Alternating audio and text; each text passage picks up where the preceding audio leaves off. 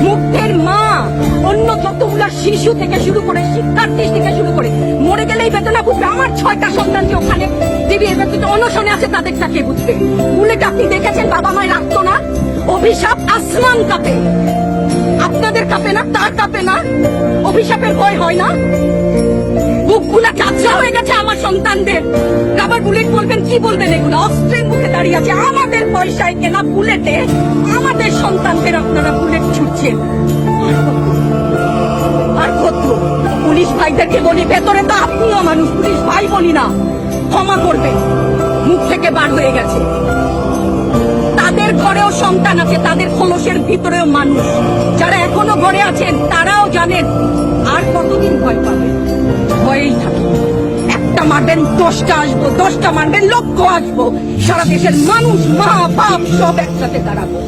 ওদের সন্তানকে মানুষ করার জন্য আমাদের কাছে, শিক্ষকদের কাছে পাঠিয়েছিল। কি জবাব দিব? আমার তো কোনো মুখ নাই, আমি শিক্ষক, আমার ভাষা নাই। তাদের কাছে হাত জোর করে মাপ চাই, নিরাপত্তা দিতে পারি নাই, নিরাপত্তা দিতে পারি নাই। মনে হয় রাস্তায় শহীদ হয়ে গেলে যদি এই লজ্জা আমার কিছুটা কাটে।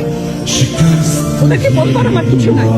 আমি হিজাব করি বলেন আমি হচ্ছে কে জঙ্গি, আরো বলেন না যারাই প্রতিবাদ করছে জঙ্গি। হ্যাঁ, 71-এর সময় জঙ্গি এক যদি চেহারা অমন হয়, 24-এর জঙ্গির চেহারা এরকম হবে। তাহলে দল করলেই কেন, দল করার এটা স্বীকৃতি দিতে হবে, দল করলে ক্ষতি। অধিকারই তো চাচ্ছি, সাধারণ মানুষের অধিকার চাচ্ছি, ক্ষতি কি? কেন বারবার আমাদেরকে এই কথাটা শুনতে হয়? এই বিভাজনের সুযোগ তো তারা বারবার নিয়েছে, আবার কেন? পিছু হটবা না, ভয় পাবা না। তোমাদের শিক্ষক আমরা, লজ্জা পাই তোমাদের থেকে শিখেছি। তোমরা যেমন আছো আমরাও আছি। যতদিন না 9 দফা ওদের মানা হয় ততদিন কেউ নিরাপদ না। তো আপনি নিরাপদ? সংবাদ কর্মী আপনি কি আত্মসম্মান বিসর্জন দিয়ে বিভিন্ন নিউজ, লেবুর বাম্পার ফলন নিউজ করতে হচ্ছে না? আপনারও লজ্জা লাগছে না?